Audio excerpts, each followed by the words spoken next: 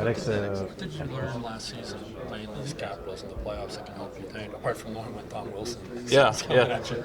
I think it's as a group we learned, how fast the game is in the playoffs, and when you get into the playoffs, everybody's chipping in a different way sometimes. Obviously, you got a guy like Wilson and Ovechkin finishing hits, but I feel like all their guys were finishing hits as well. So I think that's what you learn as a group. But yeah, it's going to be a fun game tonight, I'm sure. What impresses you most about Ovechkin that makes him so difficult as a defenseman? Well, I don't know how long he's been playing, but the fact that he still plays, but it's just his shot. He can shoot from anywhere and score a goal. So you got to know exactly where he is on the ice. But yeah, his shot definitely. One last one, let me take over. You're good friends with Sam, I believe.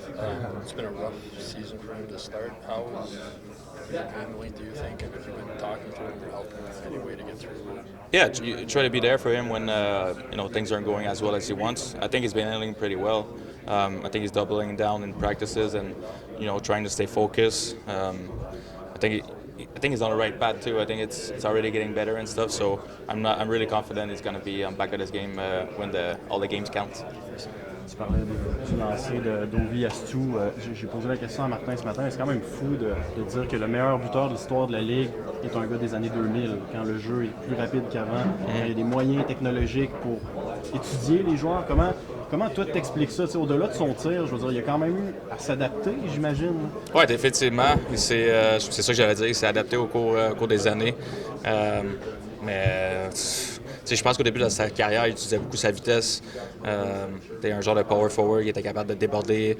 C'est un gros bonhomme, tout ça. Là il s'est adapté d'une façon qu'il a vieilli, puis peut-être qu'il bouge pas autant qu'il bouge un peu moins bien qu'il le faisait, exactement. Fait que, juste ça, c'est trouver ensuite, c'est trouver la place à patinoire pour que tes coéquipiers te trouvent là, pour les passes. Donc, je pense que c'est un joueur super intelligent. Évidemment, il a sa shot, mais je pense que c'est un joueur super intelligent pour s'adapter comme ça. Son lancer, justement, en tant que défenseur, s'il y avait une recette pour l'arrêter, il n'y aurait pas autant de buts. Mais je veux dire, toi, tu approches ça comment quand tu as un joueur comme lui qui a un lancer comme le sien? Comment tu approches un match comme ça? Il faut que tu saches chez où sur la glace quand tu es en zone défensive. Je pense que sur des avantages numériques, évidemment, tout le monde sait que la grosse shot, faut que tu respectes sa shot. Tu n'as pas le choix d'y enlever de l'espace.